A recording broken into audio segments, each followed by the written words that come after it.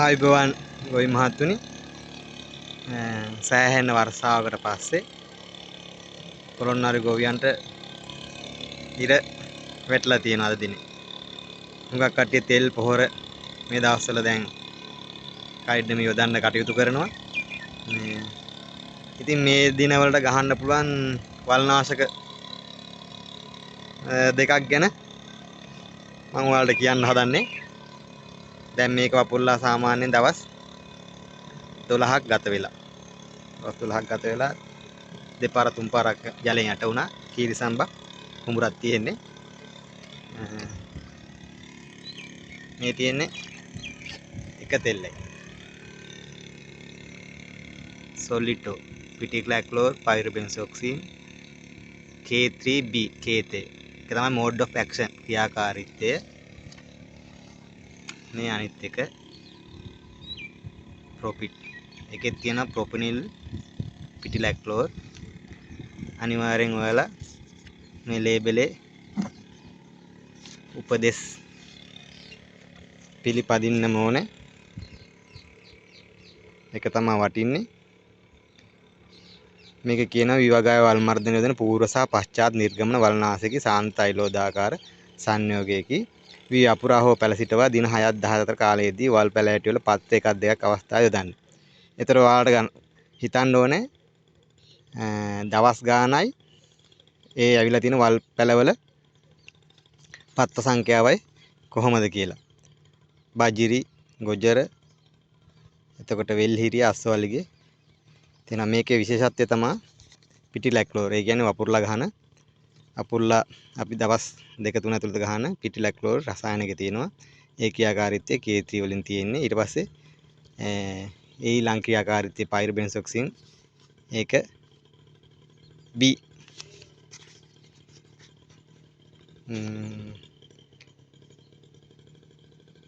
වැදගත්ම එකක් තියෙනවා මිලි 48ක් ජලය ලීටර් 16ක. ඊළඟ තියෙනවා මිශ්‍රණයේ ලීටර් 320ක් 400ක් හෙක්ටයාරයකට අවකරන ලීටරේ. ඒ කියන්නේ ජලය. ওই ප්‍රමාණය අනිවාර්යෙන් යොදන්න ඕනේ. ඕක තමයි සැලකිලිමත් වෙන්න ඕනේ. ඒ අතර මේ කාලෙදී මේ වගේ ඔයාලා කියන ගම් එක විසුරුම් කාරකයක් අනිවාර්යෙන් යොදා ගන්න. විසුරුම් කාරක දැන් වර්ග හොඳක් තියෙනවා. මේකේ ජලයේ තියෙන pH පවා හොඳ තත්ත්වයට ගෙනත් දීලා පාලනය කරලා තියෙනවා. ඒතර ඔයාලා හයි මේ තෙල් දෙකම කවලම් කරාද කියලා නෑ. මේක ගිය ගන්න තුන ටිකක් මම සාමාන්‍යයෙන් වතුර මේ එක්මනට වැස්සොත් මේ වතුර යට වෙන ඒ වගේ ලීදි වලට මේ වල්නාශකයේ දුවා. එතකොට මේක ක්‍රියාකාරී තමයි ස්පර්ශ හා ශේෂ ක්‍රියාකාරීත්වය. ස්පර්ශ හා ශේෂ ක්‍රියාකාරීත්වයෙන් සහිත පශ්චිම නිර්ගමන වල්නාශකයේ. එතකොට මේකත් යොදන්න ඕනේ වී වපුරලා දින 6ක් 14ට. අනිත් එක තමයි පත්‍ර 2 3 සංඛ්‍යාව. මේකේ ක්‍රියාකාරීත්වය වෙන්නේ අනිවාර්යයෙන්ම ස්පර්ශ ක්‍රියාකාරීත්වයෙන් වෙන්නේ. එතකොට අනිවාර්යෙන් ගම් එකක් භාවිත කරන්න ඕනේ. මෙහෙම තෙල් ගහලා අඩුවම පැය 3ක්වත් අවුව තියෙනවා නම් බය වෙන්න දෙයක් නැහැ. දැන් මේ තෙල් එකේදී හිමීට ගහට උරාගෙන හිමින් මැරලා යනවා. වැදගත්ම කාරණා තමයි දවස් 2-3ක් ගද්දී වතුර පාර බඳ ගන්න ඕනේ. මේ ක්‍රියාකාරීත්වය K3 සහ C2.